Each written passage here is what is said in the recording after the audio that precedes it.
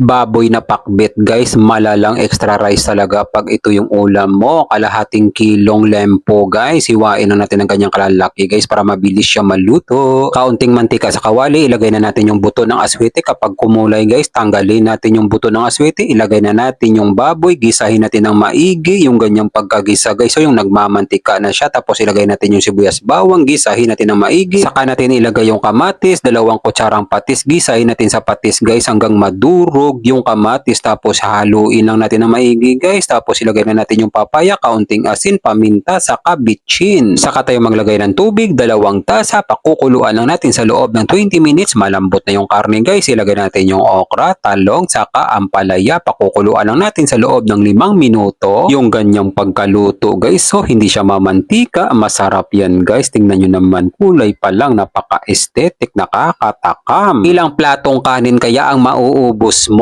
Kung mapadaan man sa'yo to, wala ng plano-plano, magluto ka na rin ito.